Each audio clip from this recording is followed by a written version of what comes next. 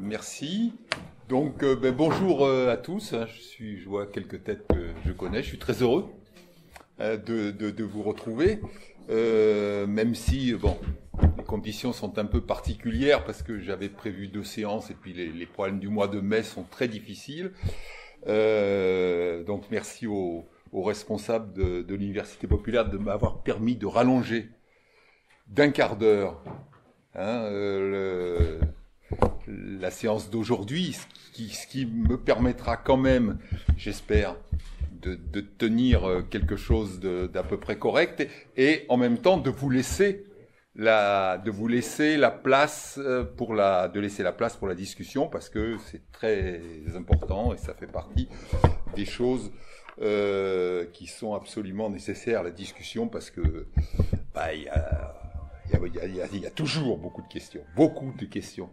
Donc voilà, juste avant que je commence, je voulais absolument saluer trois jeunes personnes qui n'ont pas pu être là ce soir et que j'accompagne, qui s'appellent, ils se reconnaîtront avec la caméra, qui s'appellent Émilie, Raphaël et Lucille. 3 jeunes économistes en gestation.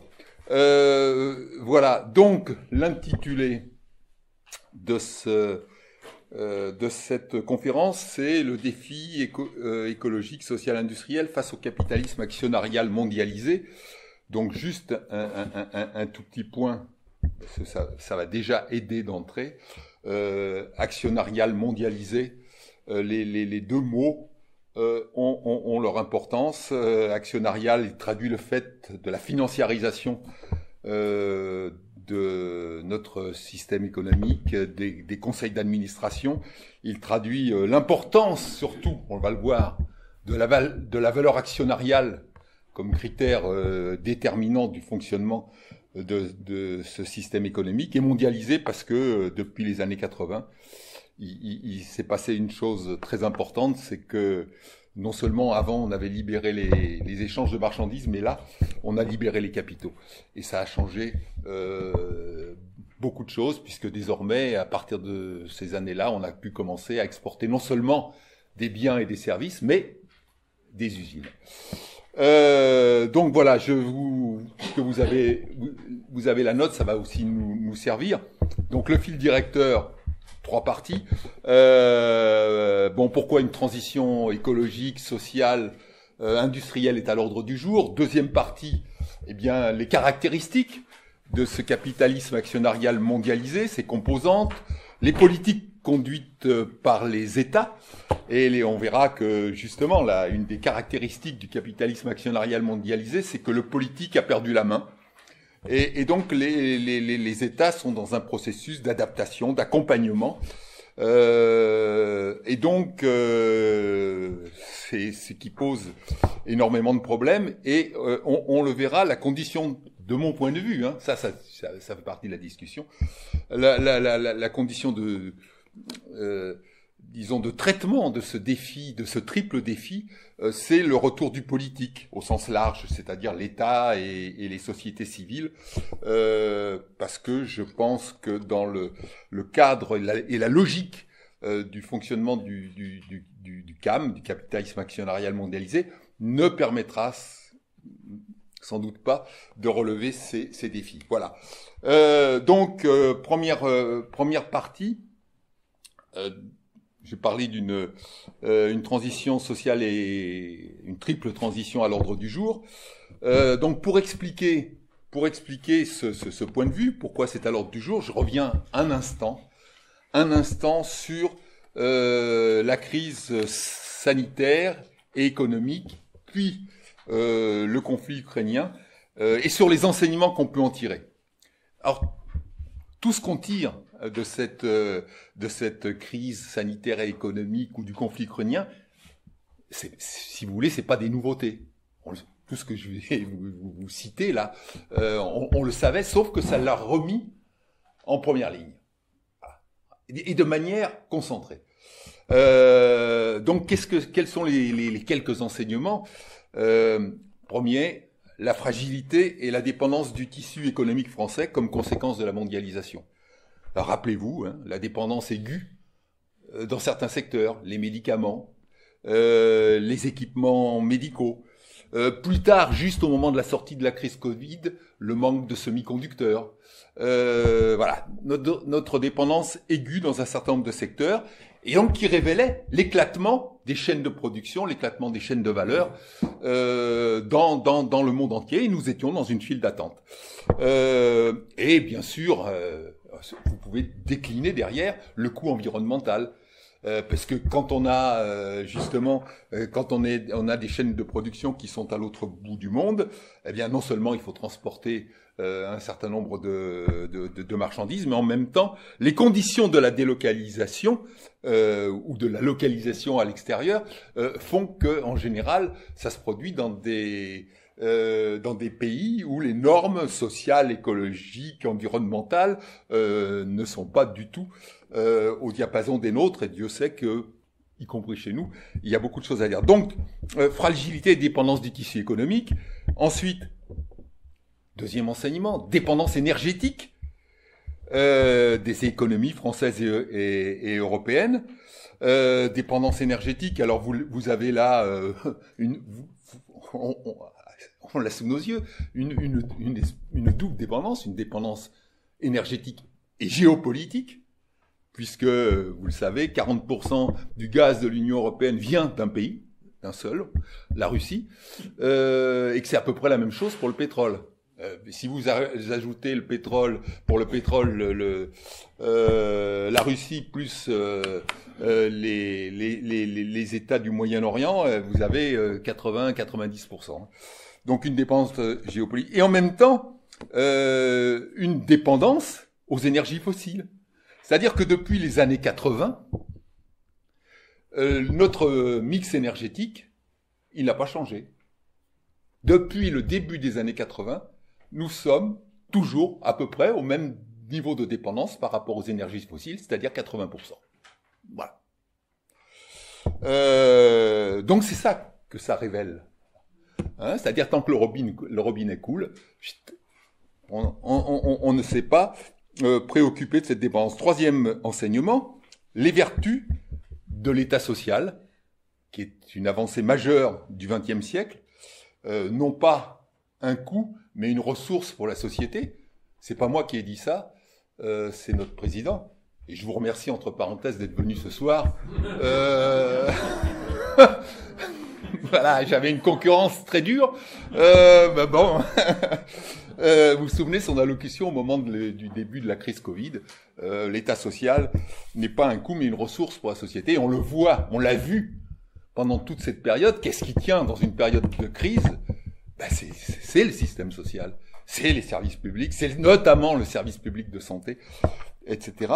Et c'est aussi, je rappelle, les vertus de l'État social, c'est aussi un facteur de réduction des inégalités, puisque l'État social est ouvert à chacun, quel que soit son revenu. Quatrième enseignement que je tire, c'est la question des inégalités. Vous vous souvenez, la question des inégalités, le surgissement des travailleurs qu'on appelait invisibles. Eh oui. On les a vite oubliés, les travailleurs invisibles. C'est-à-dire tout ce personnel des hôpitaux, des EHPAD, les caissières, le personnel de voirie, etc.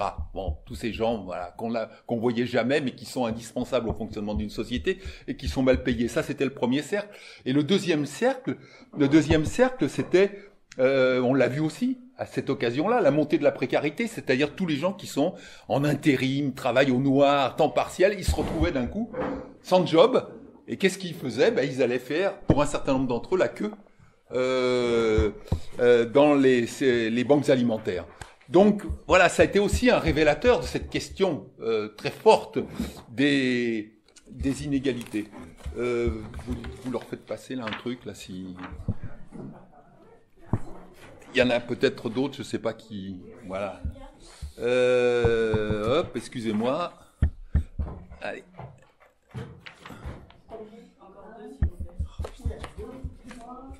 Bon, allez. 2. Oh là. 3.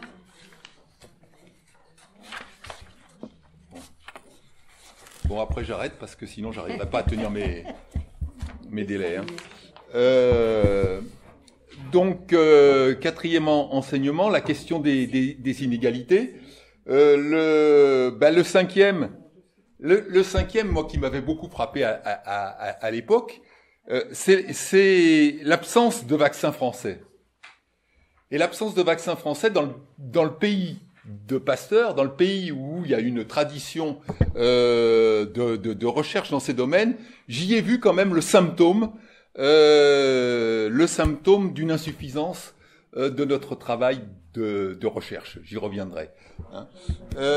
Même s'il n'y a pas forcément une relation directe, hein, le fait que nous ayons des difficultés de ce côté-là dans l'économie française est un véritable problème. Donc, vous voyez, ça c'est un constat très rapide, très succinct, mais vous voyez que les problèmes que j'ai cités là, les enseignements que j'ai cités là, ils étaient présents avant. Hein. Sauf que la crise, les crises que nous avons connues, les ont, voilà, d'un coup, ont mis le projecteur sur ces ans.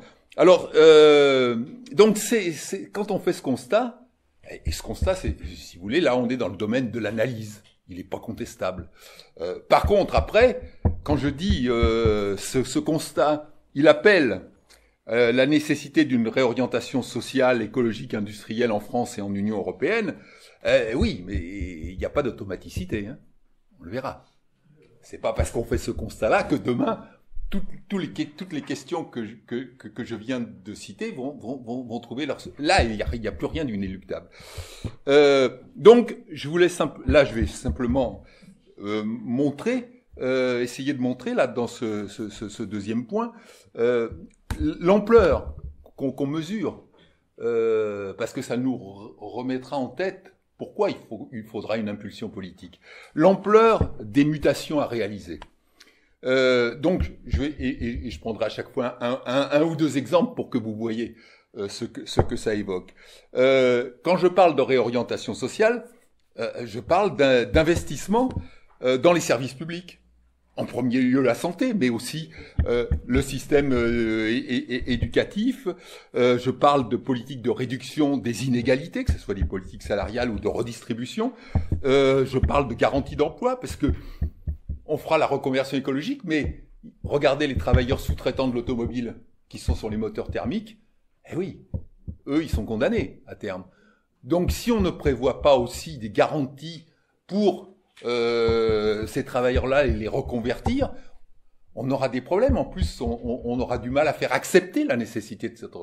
Bon, je prends juste... Là, pour illustrer ce point de réorientation sociale, je prends juste un point. Voilà, je prends juste un exemple, c'est enrayer la dégradation de l'hôpital public. Il y a la nécessité d'un plan d'investissement massif en faveur de l'hôpital public. Donc ça veut dire un nouveau modèle de financement et un autre gouvernement de l'hôpital public, c'est-à-dire un partage du pouvoir entre sans doute les scientifiques et les managers, puisque depuis une douzaine d'années, ce sont les managers qui dirigent l'hôpital public en fonction d'une logique qui est depuis une douzaine d'années une logique budgétaire a priori. Hein,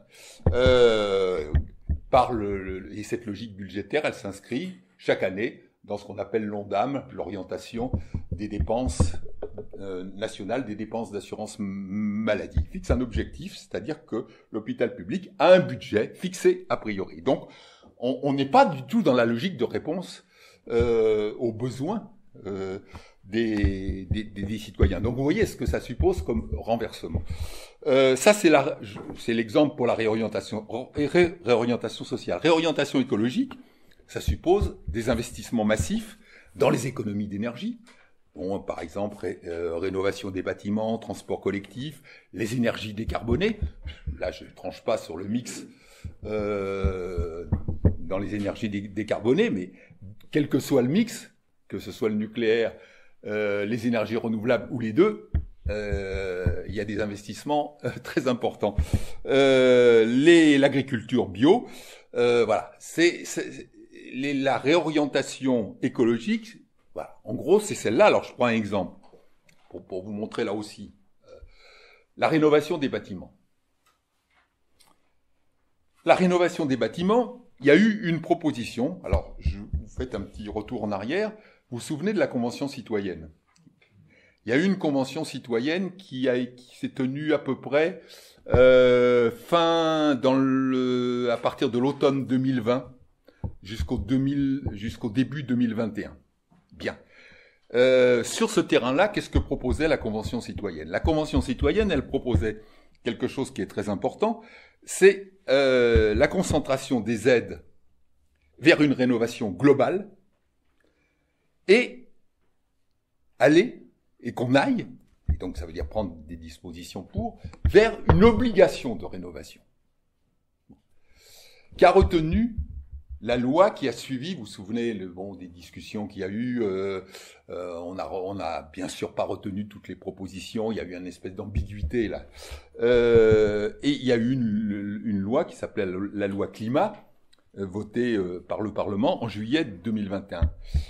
Sur ce terrain-là, il a retenu la mise en place d'un dispositif d'accompagnement pour guider les citoyens, et une aide financière, la fameuse MaPrimeRénov'. Mais voilà, c'est aux citoyens à faire la démarche. Et les premières évaluations qu'on a eues, c'est que cette logique-là, avec MaPrimeRénov', ne conduise qu'à des réhabilitations, à des rénovations partielles. Et ne touche pas l'essentiel qui sont des copropriétés. Très important. Vous voyez bien que dans des copropriétés dégradées, s'il n'y a pas un accompagnement massif, comme le disait la Convention sur le climat, il n'y aura pas. C'est pas parce qu'on changera 3 fenêtres et une porte que ça changera la logique de construction de la rénovation. Donc vous voyez l'écart qu'il y a entre les propositions de la Convention citoyenne et la réalité qui a été retenue dans la loi. Donc ce qui vous montre que si on veut prendre ce sujet-là au sérieux, et il est très important du point de vue des économies de gaz à effet de serre, je rappelle quand même que ça fait 18% des émissions de gaz à effet de serre, le bâtiment, le logement. Donc c'est très important, et c'est très important aussi pour les ménages, parce que c'est source, si vous voulez, c'est un facteur positif qui montre que la transition écologique peut être source d'économie pour les ménages. Voilà. Mais ça ne se fera pas sans un accompagnement financier massif. Troisième exemple, je parlais de, toujours ma triple réorientation, réorientation industrielle. Donc là aussi, il faudra, là aussi, la réindustrialisation, elle se fera pas toute seule, il faut une politique volontariste. Je prends deux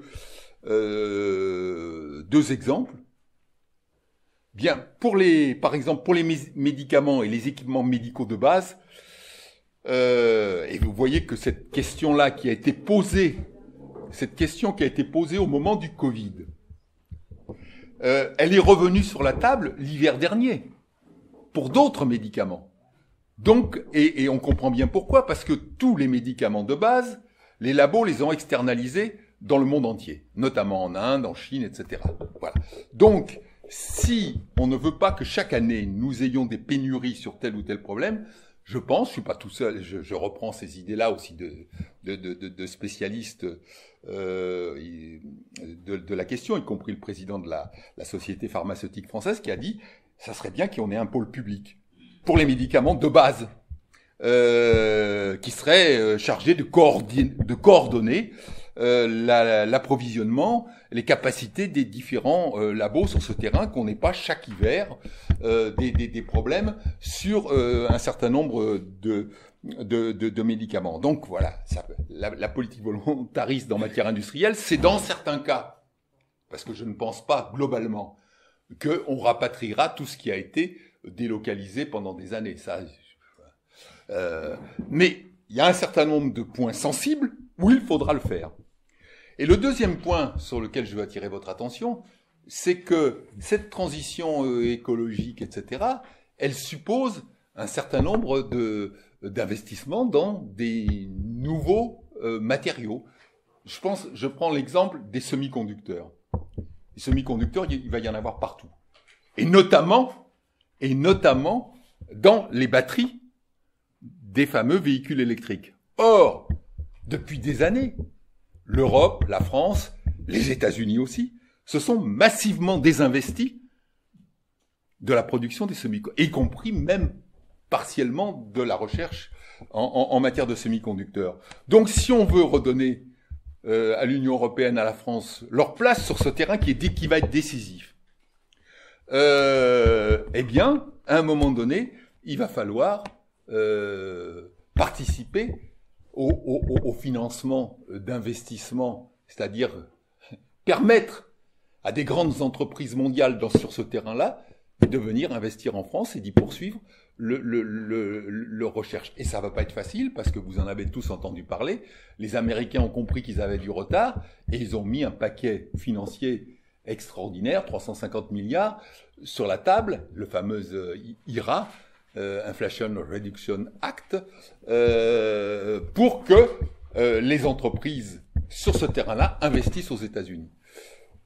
Donc, voilà ce que j'entends par réindustrialisation. Si nous ne produisons pas, si nous sommes dépendants ou des États-Unis ou de la Chine pour les semi-conducteurs, vous voyez bien que le passage de l'industrie de l'automobile thermique à l'industrie électrique, il se fera, mais dans une situation de dépendance totale. Voilà, donc ça, je multiplie pas les exemples, mais ça vous montre ce que je voulais vous montrer par là, c'est ce que signifie cette réorientation et l'ampleur des investissements réalisés dans la durée pour réorienter l'économie dans cette triple direction. Et je vous ferai remarquer, ça a son importance, que ces investissements-là dont j'ai parlé, que ce soit dans la rénovation, que ce soit sur les semi-conducteurs, que ce soit dans les énergies nucléaires ou non renouvelables, ce sont des investissements de long terme, dont pour une grande partie d'entre eux, la rentabilité n'est pas assurée. Hein?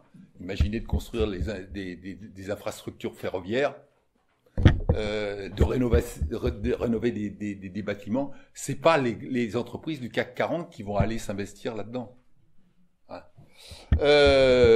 Donc, il faudra des politiques monétaires et budgétaires. Je vous le dis maintenant, on y reviendra dans la troisième partie. Donc, des politiques monétaires et budgétaires qui soient accompagnatrices, facilitatrices de ce type d'investissement. Voilà.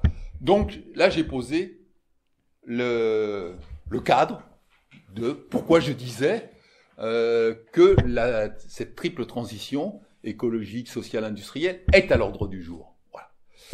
Le deuxième point, maintenant, je vais essayer de décrire ce capitalisme actionnarial mondialisé, c'est-à-dire le système économique dans lequel nous vivons. Et donc, on va essayer de décrypter ensemble sa logique. Alors, donc j'avais 3 points, j'ai appelé dans la note des chapitres. D'abord, je vais voir les composantes. Parce que le capitalisme actionnarial mondialisé, c'est un processus historique. Il n'est pas venu sur Terre comme ça, je suis le capitalisme mondialisé. Non, c'est une construction historique, donc il faut en rappeler les termes.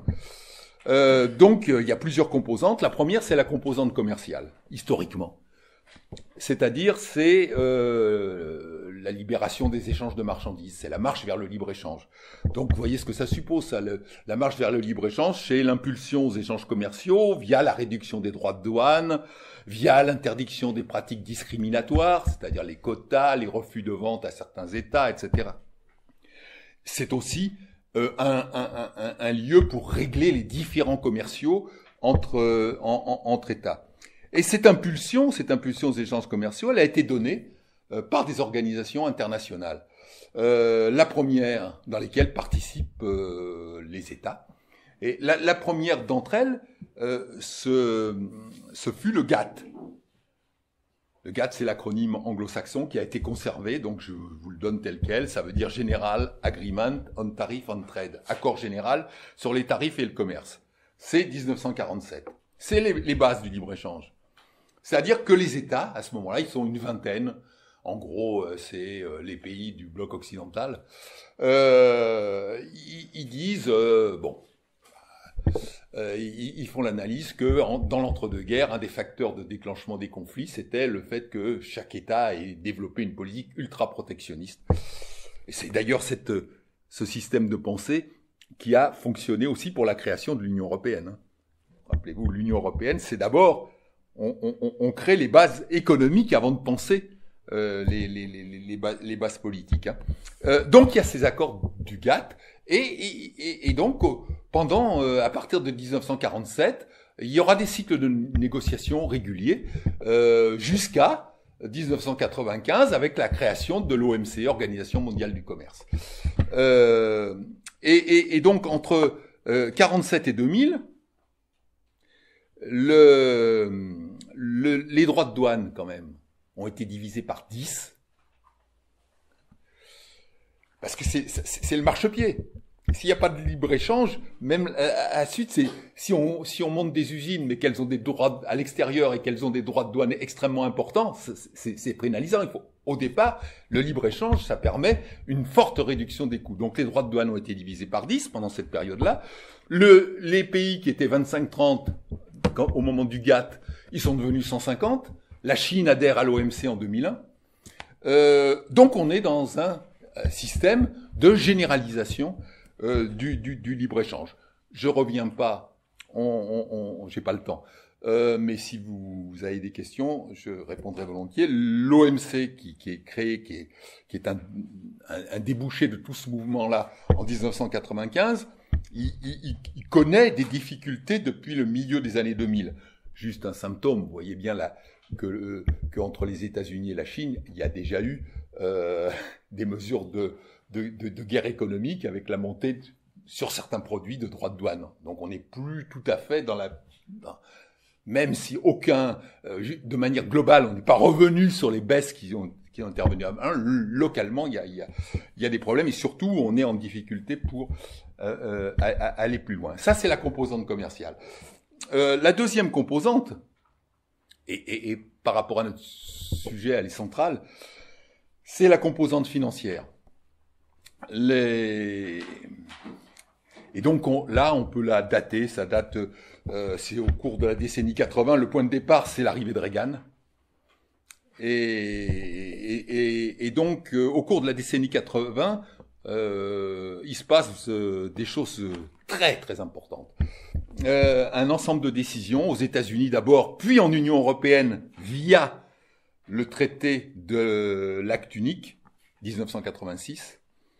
Les dispositions dans ces années-là, c'est la fin de l'encadrement du crédit, c'est-à-dire l'espèce de tutelle économique qu'avaient auparavant les banques centrales sur le système de crédit. Ça cesse. La fin de l'encadrement du crédit, la libération, c'est le point central, la libération du mouvement de capitaux, y compris pour chacun d'entre nous. Vous vous souvenez, quand on passait la frontière, on avait droit à une certaine somme dans nos poches, mais bon. Pour les entreprises, c'était pareil, il y avait le contrôle des capitaux. Donc là, c'est la libération des mouvements de capitaux. Et puis, dans le même mouvement, c'est la privatisation des entreprises et des banques, ce qui élargit beaucoup la sphère d'influence du capital. Les conséquences, elles sont conséquences d'abord sur le monde financier, concentration des banques. À partir du moment où on libère les mouvements de capitaux, y compris qu'on donne la liberté d'établissement dans banque, il y a un mouvement comme naturel de concentration des banques, l'évolution du modèle de la banque vers ce qu'on a appelé la banque universelle. En gros, pour notre mémoire historique, avant, vous aviez le Crédit Lyonnais et puis la Banque de Paris et des Pays-Bas, ce qu'on appelait les banques de dépôt, les banques d'affaires. Temps des 30 glorieuses. La Banque universelle, elle réunit les deux. C'est-à-dire qu'aujourd'hui, la Société Générale, le Crédit Lyonnais sont à la fois des banques de dépôt crédit, mais, et de plus en plus, sont des banques d'échange des titres financiers. Donc c'est voilà, les activités d'achat-vente de titres progressivement ont pris pas la place, mais une importance grandissante par rapport aux activités traditionnelles. C'est ça la banque universelle. Croissance exponentielle des fonds d'investissement, donc qui sont souvent des sous-produits du système bancaire, mais pas que, c'est des alliances de capitaux momentanés ou de plus longue durée, et croissance aussi exponentielle des produits financiers. Je m'étends pas, je vous donne juste un exemple, parce que vous l'avez tous en tête, c'est la titrisation. La titrisation, c'est une invention, c'est une innovation, pardonnez-moi, une innovation des années 2000. Ça consiste à quoi? Ça consiste à transformer un crédit immobilier en titre financier. Donc, voilà, avant, il y avait un crédit immobilier que souscrivait le ménage, le banquier le mettait dans son tiroir, le ménage remboursait ou pas à ses échéances, mais là, non, il est transformé en titre financier. Et donc, on pense que ce faisant, en diluant le risque, en vendant des titres financiers dans le monde entier, on va éteindre toute possibilité de crise, parce qu'on se dit, bon, ben, s'il y a problème à un endroit, il n'y aura pas problème au même moment à un autre endroit. Ben non, au contraire, il va y avoir, à un moment donné, à partir du moment où on va généraliser ce processus d'attribution des crédits, eh bien, des ménages ne rembourseront pas, et quand les ménages ne remboursent, quand ils seront nombreux à ne pas rembourser, ben, le titre financier qui est la contrepartie du crédit, ben, il vaudra plus grand-chose. Donc ça, c'est une innovation financière colossale qui a donné naissance à la crise de 2008. Et donc, vous voyez, j'ai mis dans le topo, les banques qui sont de plus en plus concentrées sont aussi de plus en plus difficiles à réguler. C'est le fameux, ce qu'on nous a dit au moment, après la chute d'une banque, Lehman Brothers en 2008, on nous a dit, ben oui, les banques too big to fail, hein, trop grosses pour faillir. Donc, qu'est-ce qu'ont fait les États? Eh bien, ils ont épongé la dette. Ils ont renfloué les banques, ils ont épongé les créances douteuses, etc. Donc la composante financière, la libération des mouvements de capitaux. Mais donc je vous ai dit quelques conséquences sur le plan financier, mais il y a aussi des conséquences, et elles sont aussi importantes, des conséquences sur l'organisation de la production. Parce que la libération des mouvements de capitaux, elle va transformer profondément l'organisation du système productif. C'est-à-dire que, alors je vous le dis, les FMN, c'est les firmes multinationales. Les firmes multinationales, elles ne vont plus seulement exporter des marchandises, elles vont exporter des capitaux. C'est-à-dire, elles vont exporter des usines. Les chaînes de valeur, comme on dit, chaîne de valeur, ça veut dire chaîne de production, chaîne logistique, chaîne de commercialisation, c'est tout ce qui crée la valeur du produit. Les chaînes de valeur s'internationalisent, donc accélération des délocalisations. Et quand je dis délocalisation, c'est au sens large. C'est pas seulement telle usine Renault qui va se déplacer éventuellement dans tel autre pays du monde. C'est au lieu d'installer, c'est souvent le cas, c'est au lieu d'installer une nouvelle usine de production en France ou en Europe, on va l'installer ailleurs. Hein, donc il faut prendre la délocalisation au sens large. C'est pas seulement un déplacement, il y en a eu, mais c'est pas le mouvement principal. C'est pas simplement un déplacement des unités de production qui existaient en France ou en Europe vers des pays du Moyen-Orient ou de l'Extrême-Orient. C'est une localisation nouvelle au lieu des pays de l'Union européenne vers ces pays-là. Donc c'est ça la délocalisation, hein, dans mon esprit. Et vous voyez bien à quoi ça aboutit. Mise en concurrence des territoires, et forcément recherche de lieux de production où les contraintes écologiques et sociales sont moindres. Ben oui, sinon ça n'a aucun intérêt.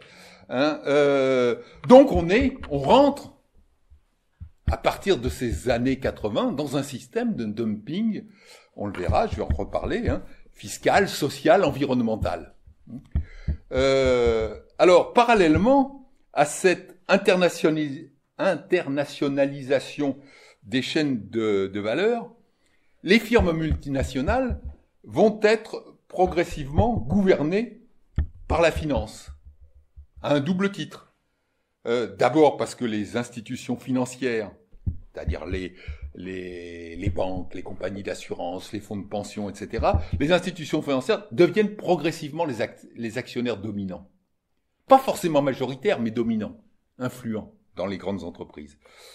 Donc du monde des industriels, la famille Peugeot ou la famille Michelin, on passe au monde des financiers. Et les deuxièmes éléments très importants à retenir, c'est même l'essentiel. Parce que si j'ai parlé de valeur actionnariale, c'est parce que c'est là que ça se tient. Les critères de performance sont des critères de rentabilité à court terme. C'est-à-dire que les firmes multinationales d'un même secteur d'activité vont être jugées régulièrement sur le taux de rentabilité. Voilà.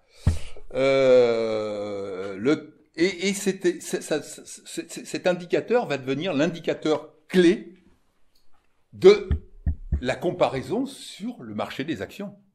Et donc, si vous avez un taux de rentabilité défaillant par rapport à votre concurrent, eh ben, les actionnaires, la valeur des actions tombe, donc les actionnaires, ils vont ailleurs. Voilà, c'est l'essence même de ce système. Alors, je vous donne juste un exemple ici qui est parlant pour nous. C'est l'internationalisation des deux groupes automobiles, Renault et PSA, et le mouvement de ce que j'ai appelé le mouvement de délocalisation. PSA, internationalisation, PSA, partenariat avec Dongfeng 2014, rachat d'Opel 2017, fusion avec Fiat 2021, donnant naissance à Stellantis. Renault, membre d'une alliance avec Nissan 1999 et Mitsubishi 2016.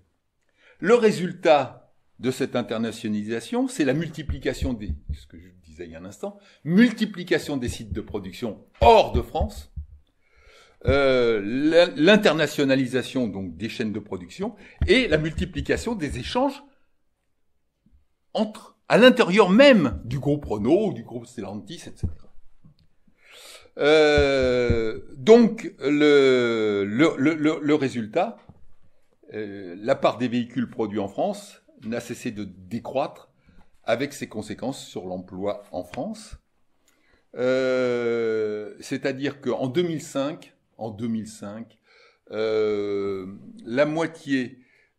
la France, comme lieu de production, représentait la moitié des véhicules produits dans le monde par ces deux groupes. En 2019, on est à 1/5. Et je dis les conséquences sur l'emploi, c'est non seulement que l'emploi dans les deux groupes ne s'est pas développé en France, ils ont géré plus ou moins, mais plutôt à la baisse, leurs effectifs en France, ils ont multiplié les unités de production ailleurs, et surtout, ceux qui ont morflé le plus, c'est les sous-traitants, parce que eux, ils sont dans le paysage. Or, les sous-traitants, c'est eux qui tiennent. Les sous-traitants, ils sont les groupes comme Renault, Stellantis, ils avaient des lieux de production historiques, mais ils diffusaient leur énergie, leur emploi sur le territoire via le système de sous-traitance. Et vous voyez, vous entendez comme ça, à un moment donné passé, on apprend que telle fonderie dans l'Aveyron, 200 personnes, a disparu, telle fonderie dans le Poitou a fermé la porte successivement. Donc voilà, c'est cet effet multiplicateur là sur l'emploi qui a conduit aussi à une partie de la désindustrialisation en France. Alors ça c'est les composantes, mais les composantes elles tiennent parce que il y a une base idéologique. Hein, il y a toute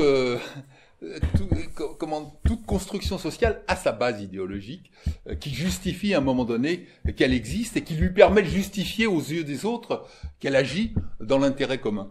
Bon là, la base idéologique, on l'a appelé le néolibéralisme.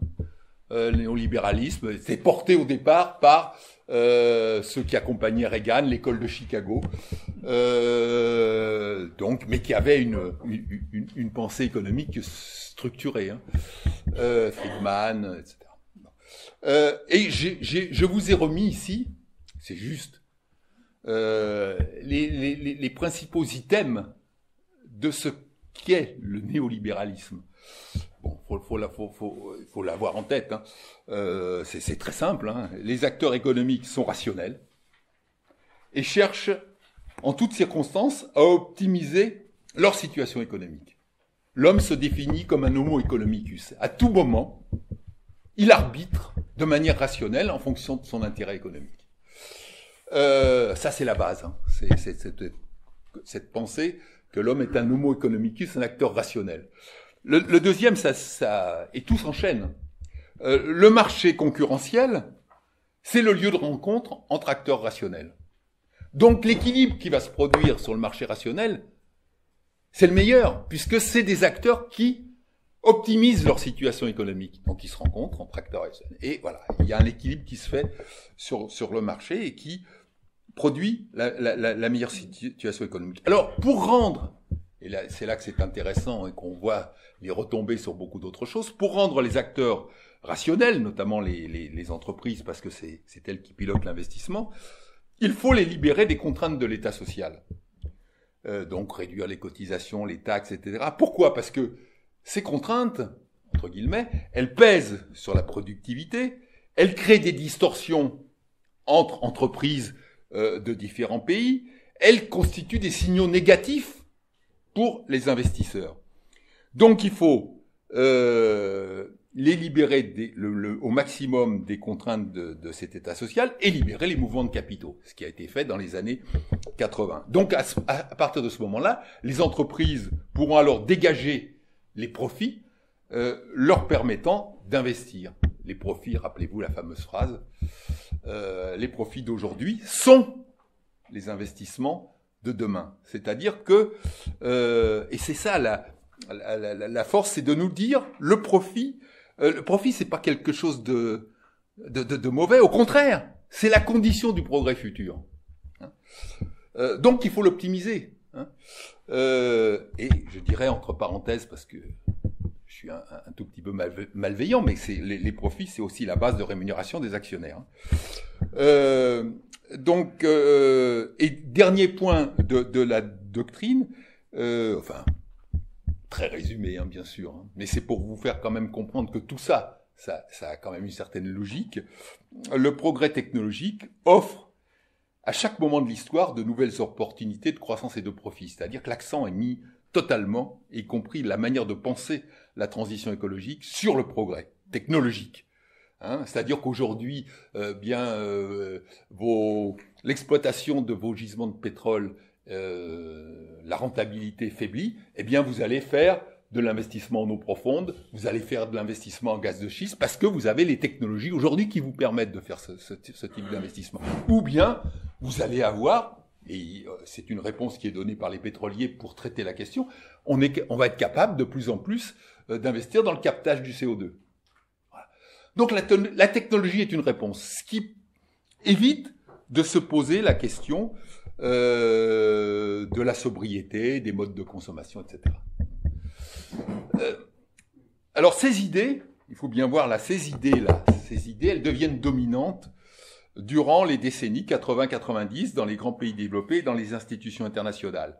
Institutions internationales, j'en ai cité quelques-unes, la Banque mondiale, le FMI, la Fed, la Banque fédérale américaine, la Commission européenne, la BCE, voilà. C'est-à-dire, voilà, c'est ces idées-là qui sont dominantes, archi-dominantes même, et qui d'ailleurs aussi progressent, et je l'ai constaté de visu dans les universités. Donc, c'est ce qu'on a appelé le consensus de Washington. Voilà. On a appelé le consensus de Washington. Pourquoi ? Parce que quelques-unes de ces principales institutions sont situées à Washington. Donc, c'est le consensus de Washington, et ce consensus est renforcé par l'effondrement de l'URSS. Rappelez-vous, là je cite Francis Fukuyama, son fameux bouquin au tournant des années 90, Le capitalisme et la fin de l'histoire. Donc c'est ou ce que Margaret Thatcher disait, Tina, there is no alternative. Donc ce corpus idéologique, il a généré un système, entre guillemets, les firmes multinationales et leur lobbying, l'oligopole bancaire, c'est-à-dire les plus grosses banques, il y a 15 banques, on le verra dans tous les documents sur l'optimisation fiscale dont je dirai un mot tout à l'heure, il y a une quinzaine de banques dans le monde qui font la majorité des échanges, notamment dans le domaine des titres financiers. L'oligopole bancaire, les grandes institutions internationales dont j'ai parlé, donc y compris chez nous, le rôle de la Commission européenne, de la Banque centrale, etc. Et ce système, il met en difficulté les institutions démocratiques, c'est-à-dire les États, toutes les institutions politiques et sociales, qui sont de plus en plus dépossédées de leur pouvoir. Et ce qui est intéressant de voir aussi, c'est que cette idéologie a gagné progressivement l'administration. Alors, je ne sais pas si vous vous souvenez, l'année dernière, au moment de l'élection présidentielle, il y a eu un rapport sénatorial, très très bien foutu, très très bien foutu, sur l'influence grandissante des grands cabinets de conseil privés dans l'administration. Il y a 3 cabinets qui concentrent 80 à 90% des marchés publics de la pensée, quoi, en termes de politique publique. Il y a McKinsey, il y a BCG, Boston Consulting Group, et il y a Capgemini. Ça fait eux 3, ils font 80-90%. Et donc il y a eu un rapport de commission sénatoriale l'année dernière. Et ce qui mettait en avant, c'est qu'ils développent, ils sont porteurs d'une mission de l'action publique qui est déclinée de celle de la grande entreprise. Et c'est ce que je vous disais tout à l'heure. Vous l'avez l'exemple type quand j'ai pris l'exemple de l'hôpital public. L'hôpital public, et donc vous pourriez l'étendre à d'autres services publics, il est piloté en fonction d'une logique budgétaire a priori. C'est ça le modèle de la grande entreprise. Et non plus à partir de la logique des besoins qui est à la base du service public, de l'administration. Donc on voit progressivement, si vous voulez, c'est en ça que l'idéologie dont je parle, néolibérale, elle est extrêmement puissante. C'est que elle a institué un modèle de fonctionnement et un mode de pensée qui fait que ce modèle de la grande entreprise, c'est celui de l'efficacité et de la performance. Voilà. Donc j'arrête là. Donc je vous ai donné les composantes, y compris la composante idéologique. Le deuxième point, chapitre 2, j'ai appelé ça chapitre, après les composantes, le rôle des États. Là, c'est très, très, très instructif aussi, puisque les États, ils vont conduire les États, dans un monde où les capitaux circulent librement, les États, ils vont avoir le boulot d'essayer de maintenir, de préserver les positions économiques de leurs entreprises dans la concurrence internationale. C'est ce que j'ai appelé les politiques d'adaptation, d'accompagnement des États. Donc quand je dis adaptation, accompagnement, ça veut dire ils accompagnent un mouvement qu'ils ne pilotent pas. Et on va voir comment ça se traduit. Ça se traduit par ce qu'on appelle la recherche d'une compétitivité coût et la recherche d'une compétitivité hors coût. Et je prendrai les exemples, et là, vous forcément, ça va tilter dans vos têtes parce que c'est des choses dont vous avez entendu parler. Donc, je vais prendre des exemples français, mais je vais tout de suite vous dire que je peux décalquer ce qui a été produit en France. C'est en ça qu'on est dans un système de dumping fiscal, social, etc. C'est ce qui a été fait au cours des dernières années en France. Vous avez la copie conforme en Allemagne, en Italie, en Espagne, etc. Les politiques d'adaptation des États, elles accompagnent leurs plus grandes entreprises. Donc la compétitivité coût, en France, elle va se faire, je vais prendre, selon deux modalités. La recherche d'une baisse directe ou indirecte du coût du travail. Donc la recherche d'une baisse directe, qu'est-ce que ça va être? Ça va être l'allègement des cotisations sociales jusqu'à 3, avec des niveaux variables d'allègement, jusqu'à 3, j'ai mis 2,5, mais en fait c'est jusqu'à 3,5, hein, mais un peu moins au-delà de 2,5. Au début, c'était en 2014, c'était via le CICE. Rappelez-vous, crédit, impôt, compétitivité, emploi. C'est-à-dire que l'année d'après, on remboursait les cotisations sociales jusqu'à X SMIC. Hein. À partir de 2019, ce crédit d'impôt est converti en baisse directe des cotisations sociales. Ça, c'est un exemple. Vous avez la baisse des impôts de production de 20 milliards dans le cadre du plan de relance dont je parlais tout à l'heure. Les impôts de production, c'est la cotisation sur la valeur ajoutée que paient les entreprises.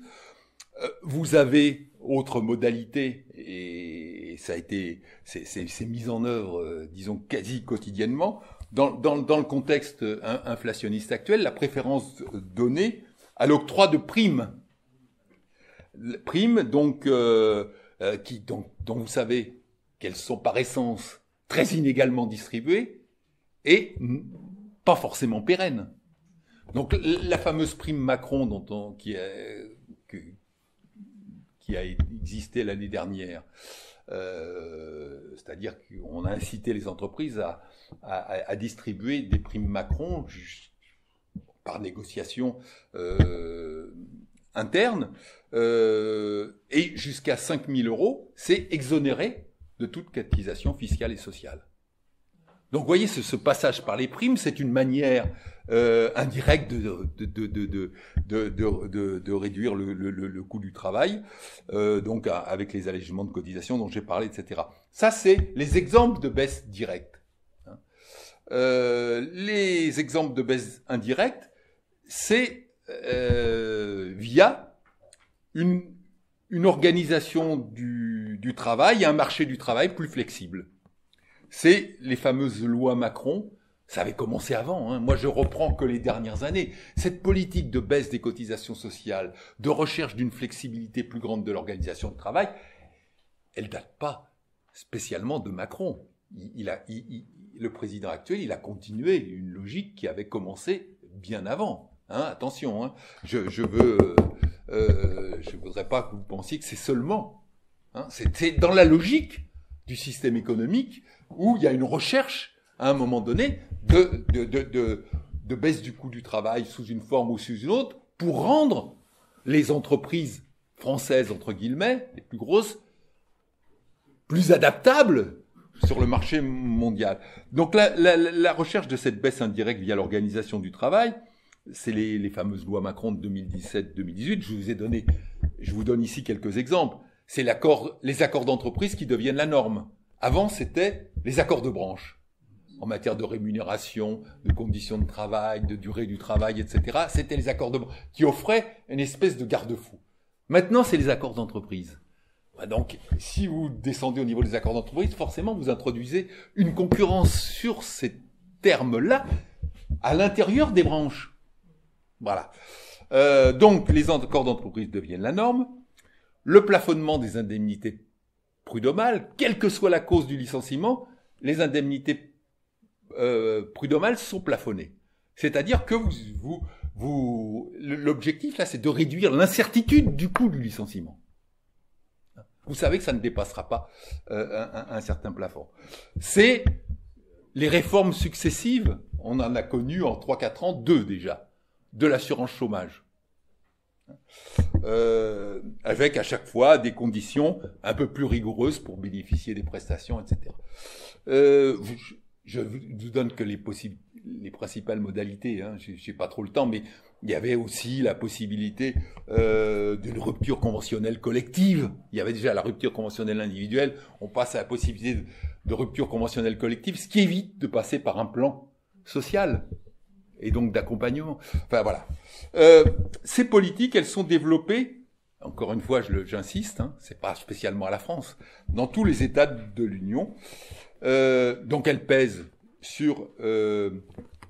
quand on met ça en tête, avec la pression qu'exerce la menace de délocalisation, vous voyez bien que les conséquences de ces politiques sur les coûts, elles pèsent sur les rémunérations. Tous les accords qui sont conclus, je parlais de l'automobile, que ce soit Renault, chez PSA ou maintenant Stellantis, sont des accords défensifs. Elles pèsent sur le niveau des rémunérations, elles accentuent les inégalités parce que de l'autre côté de la pyramide des rémunérations, vous avez un intéressement des cadres dirigeants aux performances de l'entreprise. Et donc, les rémunérations s'envolent de l'autre côté. Donc, vous avez une accentuation des inégalités et vous avez une amputation des ressources de l'État social parce que les cotisations sociales diminuent, etc. Bon, j'y reviendrai là-dessus. La compétitivité hors coût, les tentatives de renforcement, la compétitivité hors coût, c'est que la compétitivité coût dont je viens de parler, c'est qu'un élément, hein, parce que vous pouvez aussi être plus performant dans d'autres domaines que les coûts.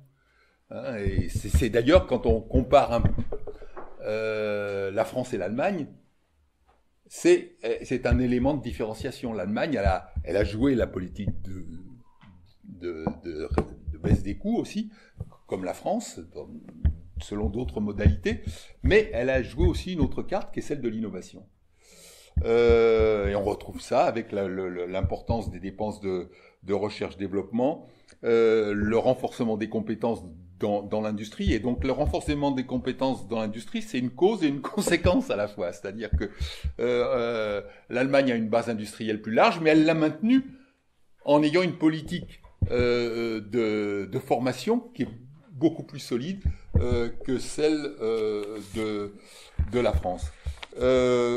Donc cette politique, oui, quand je repense à la France et l'Allemagne, juste pour que vous voyez bien quand même l'écart, c'est que la France a une balance commerciale déficitaire, en bien très nettement déficitaire. L'Allemagne a une balance excédentaire. L'industrie ne représente plus que 12% de la valeur ajoutée totale du PIB en France. Il en représente plus de 20% en Allemagne. Hein, donc vous avez une base qui est beaucoup plus solide. Donc cette recherche de compétitivité hors coût, c'est-à-dire via la recherche, l'innovation, etc., elle est aussi très importante. Alors on va voir les modalités comment ça s'est fait en France, cette recherche de compétitivité hors coût. Alors vous allez voir, hein, certains traits accentuent le dumping fiscal et social. La première voie de renforcement, c'est dans le domaine fiscal, la fin de l'ISF et la baisse de l'impôt sur les sociétés. En 2022, vous savez que l'impôt sur les sociétés, c'était jusqu'à 2022, c'était 32%, il baisse à 25%. Et donc, dans ces deux modalités, l'objectif poursuivi, il est double. C'est retenir et attirer les capitaux sur le territoire français. Hein, c'est ça l'idée, c'est-à-dire que si on supprime l'ISF, par exemple, on va permettre aux capitaux, aux grandes fortunes, de rester sur le territoire français. C'est la justification qui est donnée. Et le deuxième, la baisse de l'ISF, c'est toujours pareil, ça se décline de ce que je vous ai dit dans l'idéologie néolibérale, c'est-à-dire qu'en baissant l'ISF, vous améliorez les marges bénéficiaires. Et donc, les profits d'aujourd'hui sont les investissements de demain. Voilà. Non, je veux dire, tous les éléments que je vous donne là trouvent leur justification idéologique. La deuxième voie, c'est les soutiens à l'activité de recherche-développement. Et là, en France, on a créé, ça date d'il y a déjà plus de 15 ans, hein, donc vous voyez, c'est pas lié à la présidence actuelle, le crédit impôt recherche. Donc c'est aussi un crédit d'impôt de 30% jusqu'à 100 millions de recherche-développement. Donc ça fait, en 2020, ça représentait quand même 6,6 milliards. Et bon, les évaluations, comme il y a eu des évaluations aussi de la baisse de l'ISF, de la suppression, pardon, de l'ISF, les évaluations étaient des évaluations tout à fait officielles, hein, via France Stratégie, qui est en gros le bureau d'études du Premier ministre. France Stratégie, donc sur la baisse de l'ISF, les conclusions n'ont absolument pas été probantes, ni dans un sens ni dans un autre. Et par contre, sur le crédit impôt recherche, ils ont alors là clairement établi que pour les plus grands laboratoires, ce crédit d'impôt était une niche fiscale. Il avait son utilité pour les moyens laboratoires, c'est-à-dire qu'il les aidait effectivement dans leur activité de recherche. Mais pour les gros laboratoires, c'était une recherche. D'ailleurs, ça n'a pas empêché, pendant la même période, Sanofi de supprimer toute une série de labos en France. La troisième voie, c'est toujours de recherche compétitivité hors coût, c'est la constitution de la Banque publique d'investissement en 2013. Deux modalités d'intervention, soit des participations, soit des prêts, surtout en direction des PME et de ce qu'on appelle les start-up, c'est-à-dire celles qui font le passage entre la recherche et l'innovation. Donc ça, c'est une création très positive, mais faut voir en arrière-plan, c'est une création, ça risque non pas d'être un coup d'épée dans l'eau, mais d'avoir des effets limités. Pourquoi ? Parce que absence de politique industrielle, pour l'instant, au niveau ni France ni UE, et depuis longtemps. Quand je dis politique industrielle, c'est-à-dire une vision d'ensemble pour les années à venir, et les moyens financiers correspondants. C'est ça, la politique industrielle. Or, on n'a plus de politique industrielle au niveau européen et français depuis 15-20 ans. Toute la question dans l'Union européenne, c'est la politique industrielle, c'est le marché de libre concurrence. Hein, les aides d'État sont proscrites. Alors on commence, on va le voir, à revenir en arrière, mais combien d'années perdues. Mais c'est aussi les politiques de délocalisation des grands groupes. C'est l'insuffisance de la recherche fondamentale. Et là je reviens au premier point que j'avais cité dans mon constat, quand je vous disais que la France n'était pas présente au moment des vaccins. Et que pour moi c'était un symptôme. L'insuffisance de la recherche fondamentale. Il y a un indicateur simple, qui est le rapport entre les dépenses de recherche-développement et le PIB. Donc, je vous le donne. Hein, la Corée du Sud, 4,8. L'Allemagne et le Japon, 3,2. Les États-Unis aussi, 3,2. La France, 2,1. Voilà. La France, 2,1, et elle vient, depuis un an, d'être dépassée par la Chine, qui encore, il y a 5 ans, était dans ce ratio-là, à 1,5, elle est aujourd'hui à 2,2.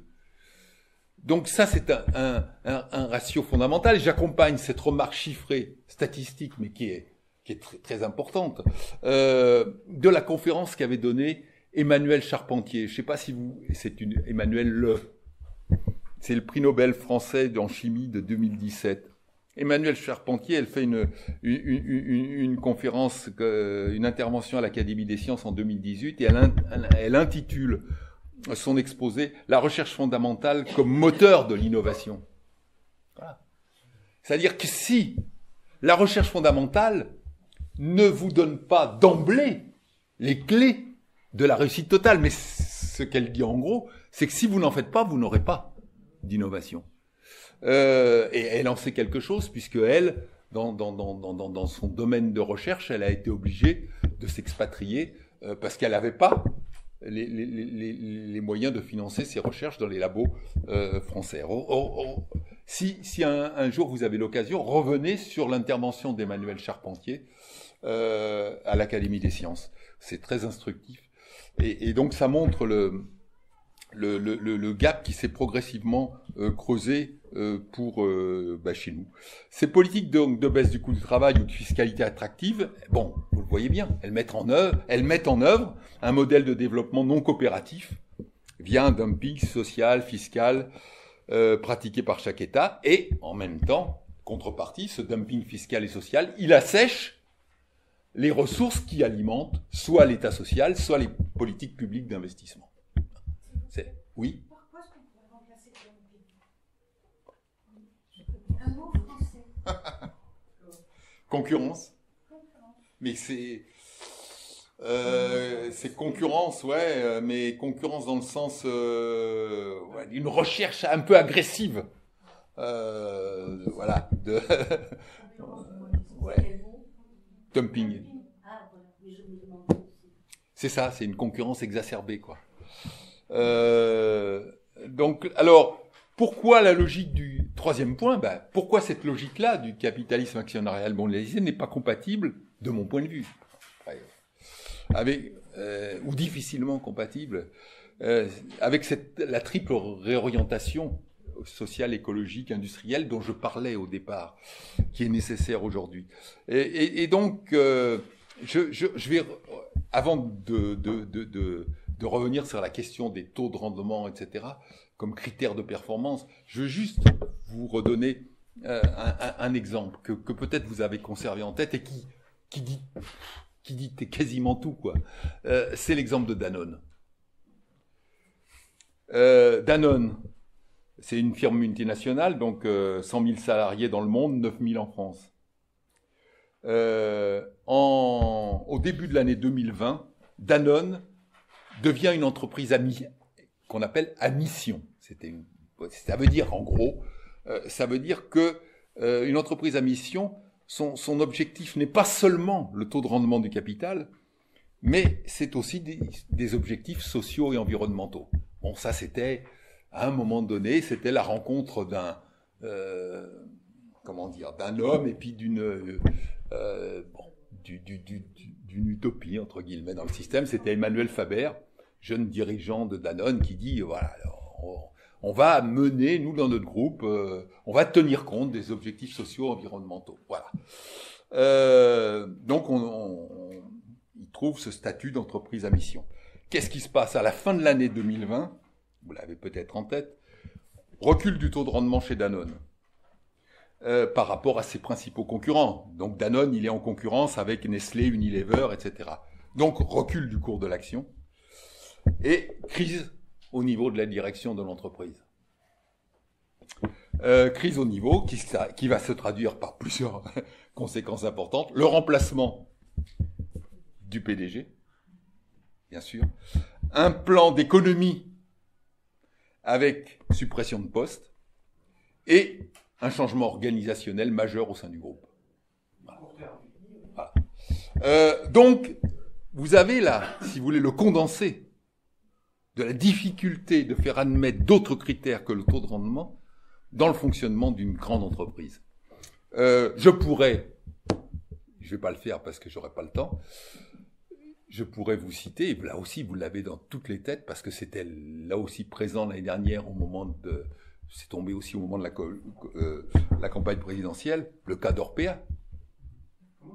Orpea, c'est-à-dire l'entreprise qui construit des EHPAD et qui accueille des personnes âgées. Donc là, ce que vous voyez chez Orpea, c'est la logique du bien-être des personnels et des patients est contradictoire avec le taux de rendement.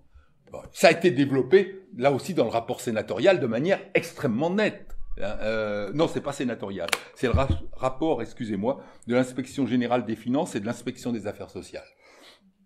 C'est éclairant, si vous le lisez. Hein. Donc là, Orpea, qui est une société par action, un grand groupe, il a fait prévaloir d'un bout à l'autre une logique d'optimisation du taux de rendement. Donc voilà, ça c'était des exemples. Je reviens à ma démonstration. Le critère prioritaire du taux de rendement est incompatible avec des objectifs sociaux et écologiques. parce que le maintien de cet indicateur du taux de rendement à un niveau élevé a 3 effets majeurs sur les politiques des entreprises. Le premier effet, c'est la compression des coûts. Vous l'avez vu, je l'ai donné. Hein. En premier lieu, les salaires et les cotisations sociales. La pression prolongée sur les coûts salariaux a induit dans les années 80 une très forte progression des inégalités de revenus. C'est documenté partout. C'est la base des travaux de Piketty, remarquable, et pas seulement en France. Son boulot, il l'a fait à l'échelle de tous les grands pays. Et vous avez partout cette explosion des inégalités. Hein, pression d'un côté sur le coût salarial et rémunération de plus en plus élevée des hauts dirigeants. Donc aujourd'hui, là, vous savez, il était question de la rémunération parce qu'il y avait la réunion du conseil d'administration, de l'assemblée des actionnaires de Stellantis. Et donc, ils ont, par exemple, parce que c'est juste immédiat, donc je l'ai en tête, la rémunération de Carlos Tavares, c'est 365 fois, ça tombe bien, 305 fois le salaire moyen d'un employé de Stellantis. C'est 23,5 millions d'euros. Donc, la compression des coûts, en premier lieu, Deuxième effet, c'est le développement des politiques d'optimisation fiscale qui renforcent les résultats financiers. Et ça aussi, ça a été documenté. Je le mets là dans mon papier. Les Panama, vous avez peut-être entendu parler ça, comme ça. Les Panama Papers, les Paradise Papers.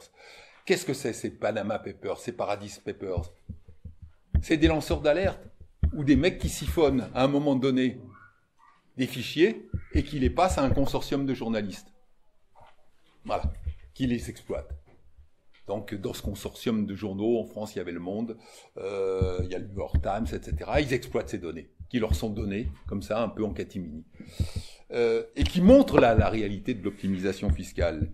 C'est-à-dire que toutes les grandes firmes, elles sont appuyées sur des puissants cabinets conseils qui exploitent les législations des différents pays. Et les grandes banques mondiales, le fameux oligopole bancaire dont je parlais, elles jouent un rôle clé en déplaçant les masses financières qui sont optimisées, c'est-à-dire en fonction soit du taux, soit de l'assiette, etc. C'est là-dessus que ça joue. Hein. Et elles les déplacent vers les paradis fiscaux. Et là aussi, c'est documenté. Selon les estimations de Gabriel Zucman, qui est un élève de Piketty, qui a volé de ses propres ailes et qui publie régulièrement sur cette optimisation fiscale, il estime qu'à peu près les firmes multinationales délocalisent environ 40% de leurs profits. Donc qui échappent à tout impôt. Hein. Ces deux effets, donc, hein, vous voyez bien, aussi bien la pression sur les salaires et les cotisations sociales, les effets de l'optimisation, bon, ça contribue à réduire les recettes fiscales, sociales, etc. J'en ai déjà parlé. Le troisième effet, c'est l'ignorance. Le troisième effet de cette politique axée sur le taux de rendement à court terme, hein. Le troisième effet, c'est l'ignorance par les grandes entreprises des contreparties écologiques de leur activité. Dans la logique de ce capitalisme mondialisé, les coûts d'usage des ressources naturelles, que ce soit les rejets de gaz à effet de serre, que ce soit la déforestation, que ce soit la pollution, elles ne sont pas intégrées dans les coûts de production. Ce sont c'est ça le langage, des externalités rejetées sur la collectivité, c'est-à-dire que c'est la collectivité qui paye. Voilà, c'est les dommages collatéraux, très bien. Vous voyez vous voyez bien que si ces coûts d'usage étaient intégrés, on n'aurait pas le même taux de profit, bien sûr. Et la non prise en compte de ces coûts d'usage, elle pousse à l'exploitation continue des ressources. Et elle retarde les alternatives. Vous pouvez multiplier les exemples. Hein. Là, c'est l'exploitation du gaz de schiste. Vous avez la production de soja par rapport à la forêt amazonienne, vous avez la production d'huile de palme par rapport à la forêt indonésienne, enfin bon, voilà. Vous avez, dans un autre domaine, tout simplement, Coca et Pepsi qui se foutent complètement des rejets plastiques. Ah, c'est-à-dire tout ça, c'est la collectivité les coûts d'usage, des ressources naturelles ne sont pas pris en compte dans le système. On pourrait multiplier à l'infini les exemples. Vous avez à l'heure actuelle en train de négocier Engie et Total sur un contrat d'approvisionnement à long terme qui nécessite la construction d'un très gros projet de terminal gazier aux États-Unis. C'est en cours de discussion. C'est en cours de discussion. Alors que même que l'Association internationale de l'énergie, alors même que l'Union européenne disent qu'il ne faut plus faire de nouveaux, à minima, ne plus faire de nouveaux investissements dans le domaine pétrolier et gazier, dans les énergies fossiles en sens large, parce que c'est des investissements qui vont nous se prolonger leur effet sur 15 ou 20 ans. Voilà, bon. Donc le premier point, c'est le critère prioritaire de taux de rendement est incompatible avec des objectifs sociaux et écologiques. Le deuxième point, dont je voudrais dire un mot, c'est le critère du taux de rendement à court terme. C'est parce que c'est ça. Quand je vous ai donné l'exemple de Danone, ça n'a pas tardé, hein. C'est qu'à la fin de l'année, quand on a regardé les bilans des entreprises, le taux de rendement de Danone, il n'était pas le même que celui de Nestlé. Donc, le taux de rendement à court terme est un obstacle à la réalisation d'investissements à long terme. Alors, je rappelle là, des données très simples. L'évaluation d'un projet d'investissement dans le cadre du capitalisme actionnarial mondialisé. Et ça aussi, je pourrais le documenter. C'est pas comme si je disais dans le capitalisme de papa. Dans le capitalisme de papa, avant, c'est l'évaluation d'un projet d'investissement, c'est le taux de rendement escompté du projet, supérieur au taux d'intérêt, plus une prime de risque. C'est ça, c'est un calcul simple, hein. C'est-à-dire que vous n'allez pas perdre de l'argent, vous allez essayer d'en gagner. Et donc, quels sont les éléments de comparaison? C'est d'abord le taux d'intérêt, parce que c'est le coût de l'emprunt, et puis c'est la prime de risque. Voilà. Et donc, si votre taux d'intérêt est à 3%, vous avez une prime de risque, avant c'était 3 à 4%, voilà, ça fait un taux de rendement à 6%. Vous voyez ce que je veux dire? Je simplifie, mais pour que vous compreniez. Maintenant, c'est pas ça. Maintenant, je parle au niveau des firmes multinationales, hein, là. Je parle pas au niveau des PME, hein, bien sûr. C'est le taux de rendement supérieur à la norme financière en vigueur dans la branche considérée, supérieur donc à cette norme en vigueur, afin de préserver la hausse du cours de l'action. C'est-à-dire qu'il faut d'emblée que vous atteigniez la marge bénéficiaire qui maintiendra l'attrait pour les actionnaire. Et là, j'ai eu entre les mains, là aussi, ça pareil, hein, ça c'est toujours des fois par des intermédiaires, mais il y a des étudiants qui ont travaillé sur cette question, la manière dont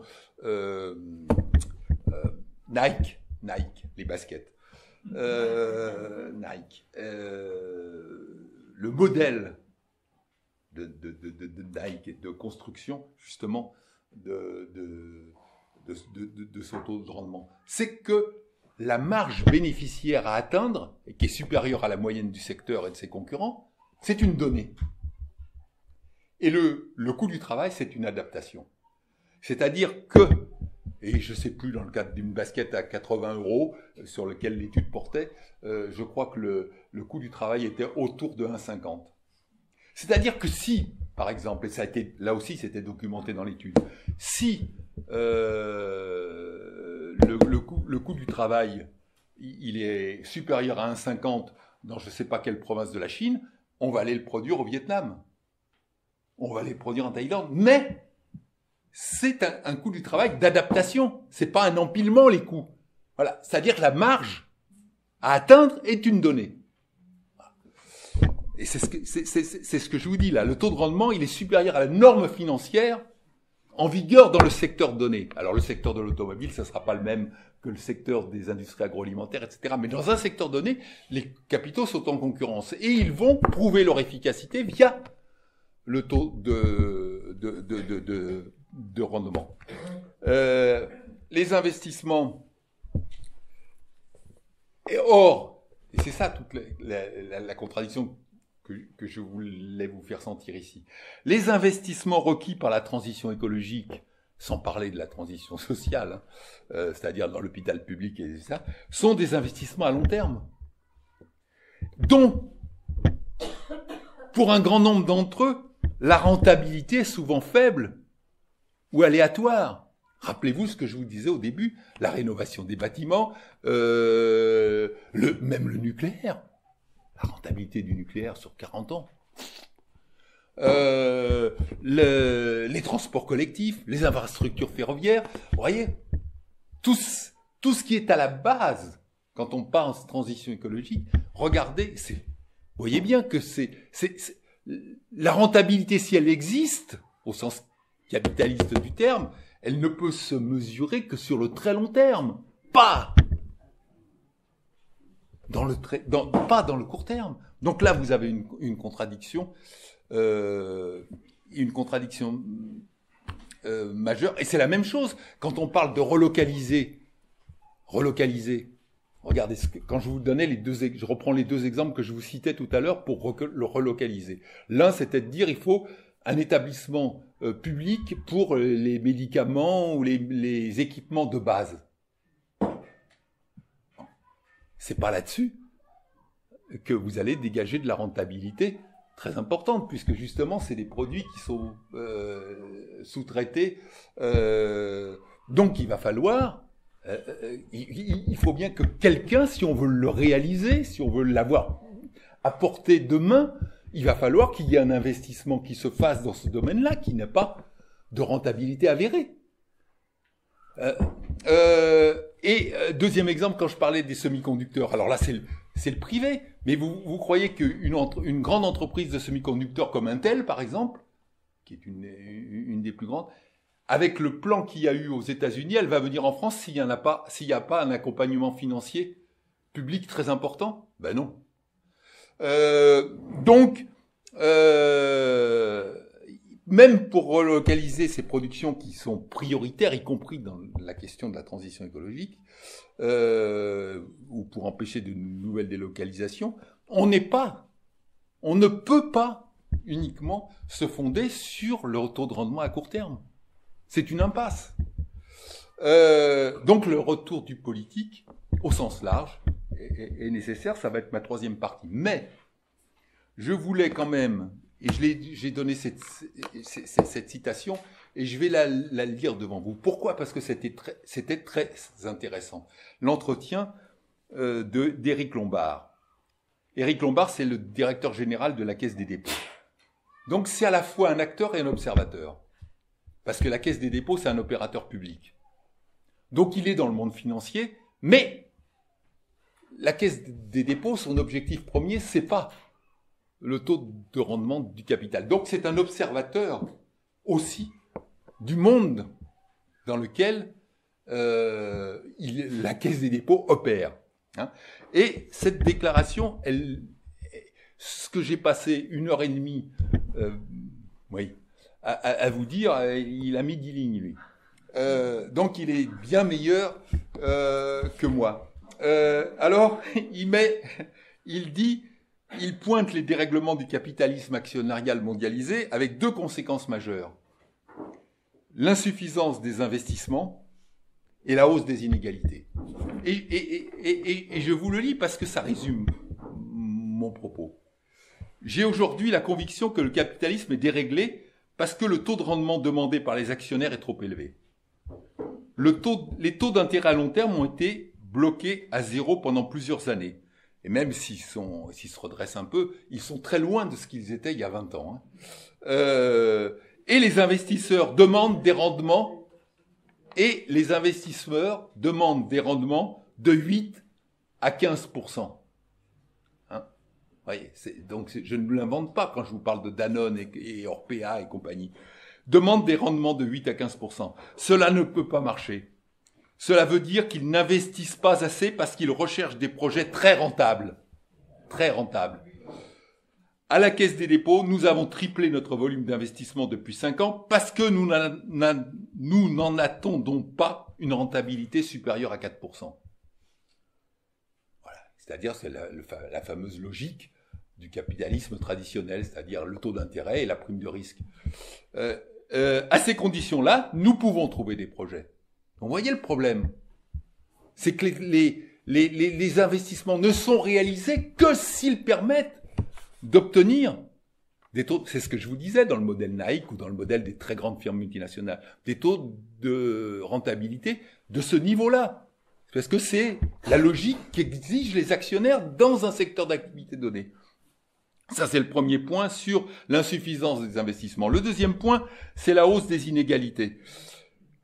Dans une entreprise, que 15% des bénéfices aillent au capital, alors que les salaires n'augmentent que de 1,5%, ça ne va pas. Il y a un décalage complet entre l'enrichissement de ceux qui ont un patrimoine et le niveau de vie de ceux qui ont des revenus modestes. Nous devons passer dans un monde où les actionnaires soient moins exigeants. Donc, voilà. Il a résumé, c'est pour ça que je me suis permis de donner cette citation, parce que il a résumé en quelques lignes les problèmes auxquels nous sommes confrontés et auxquels la réorientation, la triple réorientation dont je parle, sociale, écologique, industrielle, est confrontée. Donc, troisième partie. La révolution. Non. Non. Non. Je fais de l'économie aujourd'hui. Dépasser le capitalisme actionnarial mondialisé, le nécessaire retour du politique. Donc le CAM, le capitalisme, le CAM et non pas la CAM, est une construction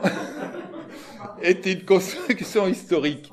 Donc si c'est une construction historique, c'est-à-dire je reprends pas les composantes que j'ai essayé de vous expliquer, commerciales, financières, productives, etc.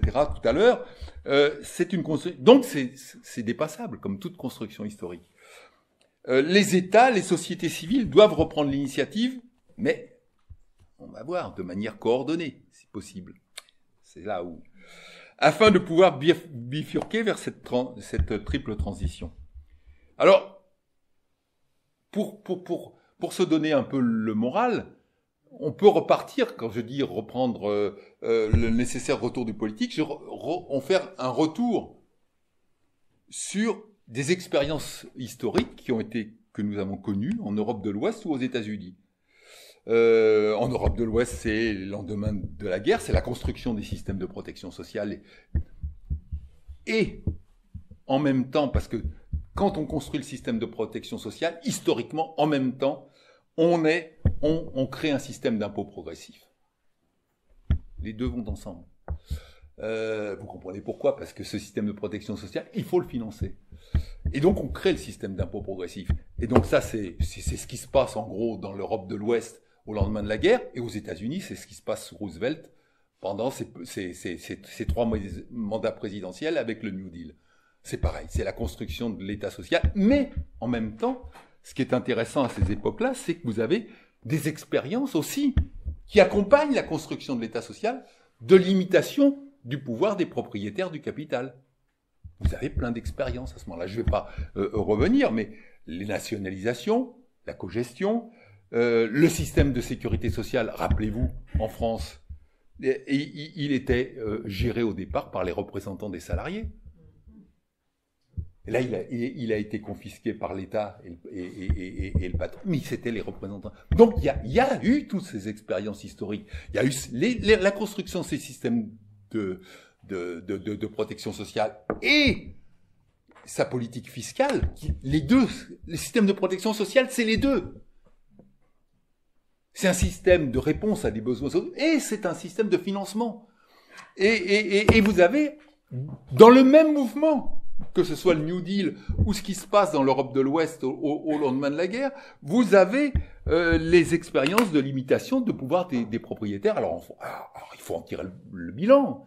Hein, vous avez la gestion de la Sécu par les salariés, mais vous aviez aussi des nationalisations en France, bon, qui ont été surtout des nationalisations étatiques. Hein, mais bon, donc justement, mais il y avait des pôles publics. Il y en a eu aux États-Unis aussi, très importants. Hein, pas qu'en France. Vous avez eu la cogestion en Allemagne. Et si vous regardez même pourquoi l'emploi industriel s'est beaucoup plus maintenu en Allemagne qu'en France, ben la cogestion, elle est importante parce que les salariés faisaient entendre leur voix, y compris au niveau des conseils d'administration. Quand Volkswagen, elle voulait délocaliser une entreprise, ouah, donc elle a géré autrement. Donc donc voilà, il faut s'inspirer, il faut revenir sur ces expériences.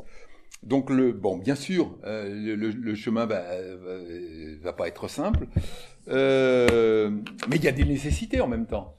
On le voit bien, ce qui frappe à la porte, cette transition, voilà, tout ce que j'ai dit au début, hein, cette transition écologique, cette transition sociale, parce que on peut continuer à dilapider l'hôpital public, mais bon, il y a bien un moment où ça. Sans doute que ça réagira. Si on veut, mais même on va être pris à notre propre piège. Si on veut construire des véhicules électriques, il va falloir des semi-conducteurs. Il va falloir des métaux rares. Donc, si on abandonne et qu'on dit c'est la Chine, bon, ben voilà, on plie bagage et c'est fini. Donc, vous voyez, ça veut dire qu'il y a des pressions qui existent dans la société, après qu'il faut mettre en œuvre.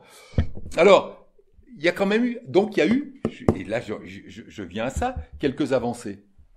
Il y a eu les plans de relance, Union européenne et France sont dans la foulée. Hein. C'est un pas en avant. Je vais vous montrer pourquoi c'est un pas en avant. Alors il faudra que ça soit suivi. Hein. C'est pas un plan de relance qui va faire changer l'hiver en printemps. Mais pourquoi ils ont changé la logique, ces plans de relance.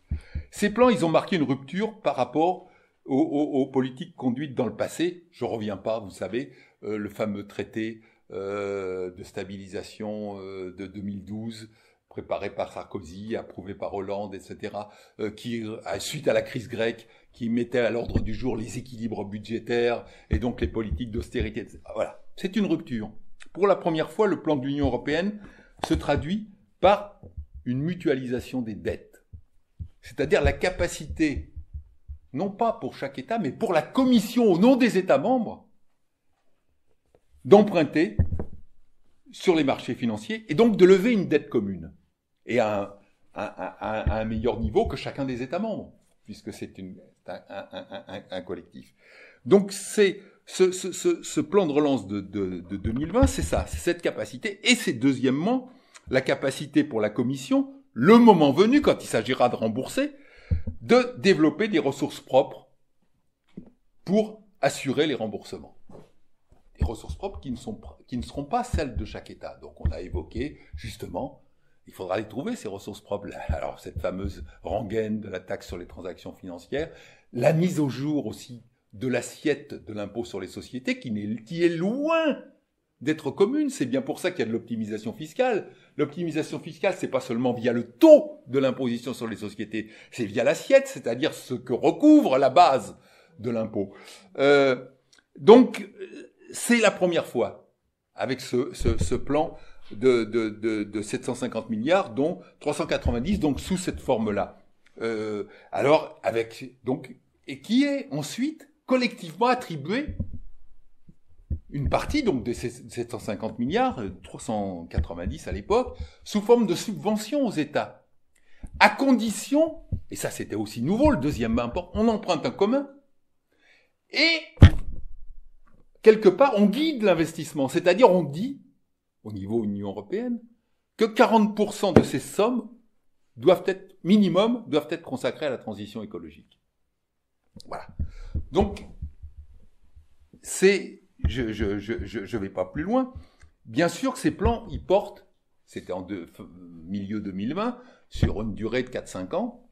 Le plan français qui est venu derrière, 100 milliards, il est en partie approvisionné par la subvention de l'Union européenne. Sur les 100 milliards, il y en a 40 qui viennent de l'Union européenne. Et il a, lui aussi, un triple objectif, transition écologique, cohésion sociale et territoriale, etc. Donc ces plans, ils devront être prolongés, bien sûr, puisqu'ils portent sur une durée de 4-5 ans. Hein, donc si on veut que ça soit pas un coup d'épée dans l'eau, une fois, et puis, vu le contexte, et puis on ferme les portes et on s'en va, si c'est ça, ça n'aura pas servi à grand-chose, mais si c'est prolongé dans le temps, ça dénotera effectivement un changement d'orientation au niveau de l'Union européenne. Donc, il faut, pour cela, il faudrait des politiques monétaires et budgétaires qui soient en adéquation avec ce... alors, je vais terminer là avec ces objectifs. Pour conduire un investissement, il est prolongé dans le temps, il faut l'organiser dans le temps et l'espace. Donc, ce processus, il implique la définition d'objectifs dans la durée. Donc, sans doute, avec une participation des citoyens, c'est pas à moi de trouver les modalités, hein. Il y a les conventions citoyennes, il y a bien sûr les élus, mais si on veut mettre la société dans le temps, rappelons-nous en France la fameuse planification à la française des époques des 30 Glorieuses, il y avait les fameuses commissions du plan à l'époque.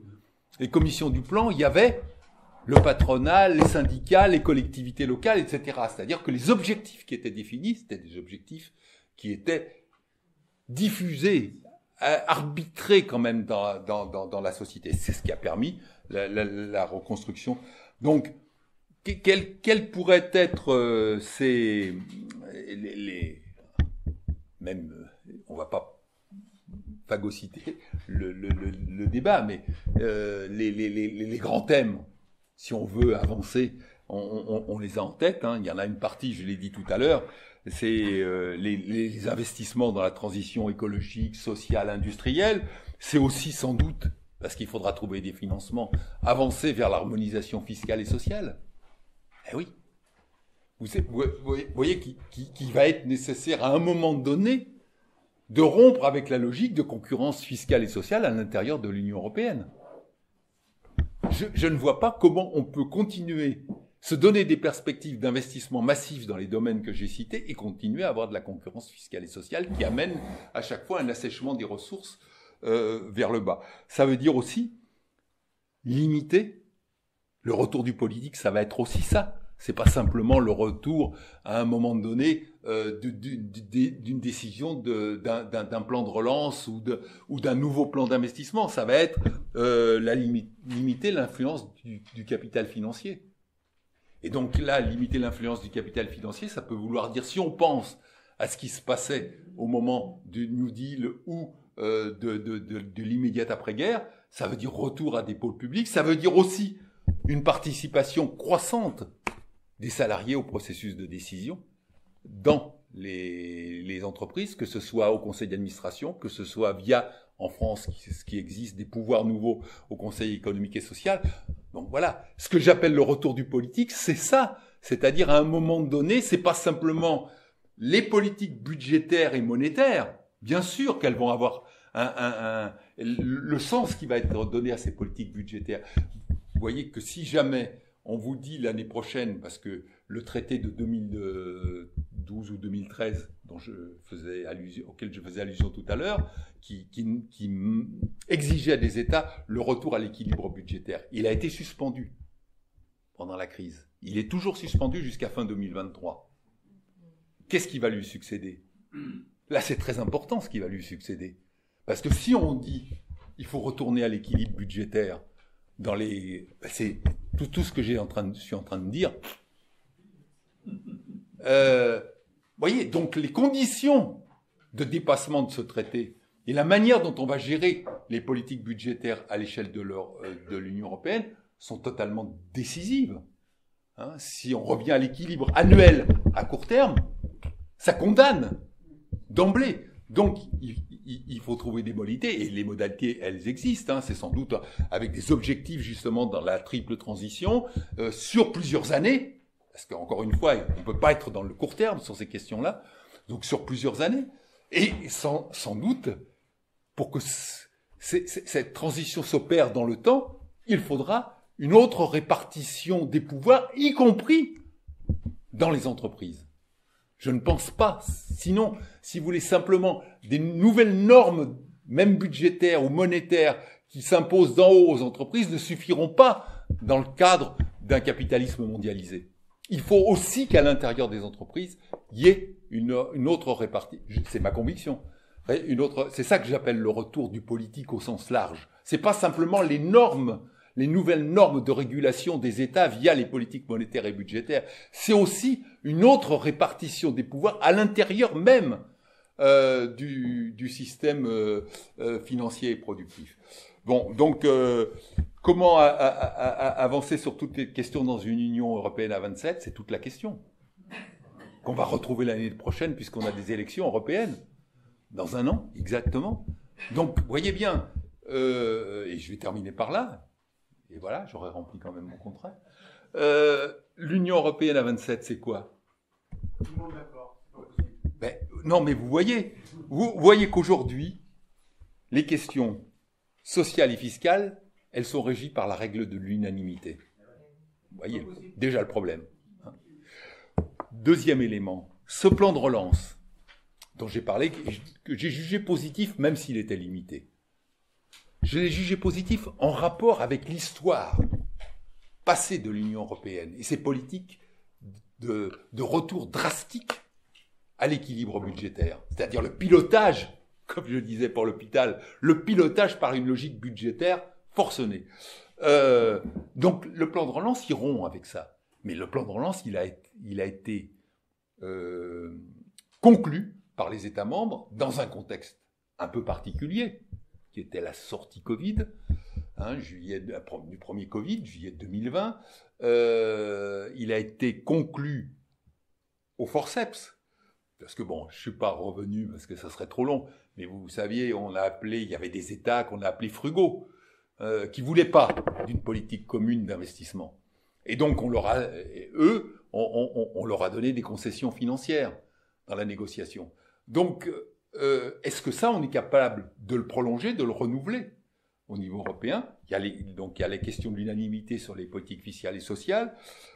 Donc, la question qui se pose inévitablement, c'est est-ce qu'on peut avancer à 27 ? Moi, personnellement, je ne pense pas. Donc, je trouvais très intéressant, j'avais dû vous le dire déjà dans d'autres circonstances, à un moment donné, Piketty avait dit qu'il faudrait avancer entre quelques États membres qui soient capables de conclure à la fois une politique d'investissement et les ressources correspondantes. On se met d'accord, un petit noyau, on élargit, on ferme la porte à personne, mais on avance. On avance et il disait, pour donner une légitimité à ça, il faut une assemblée puisque quand on négocie des recettes et des dépenses, c'est une assemblée.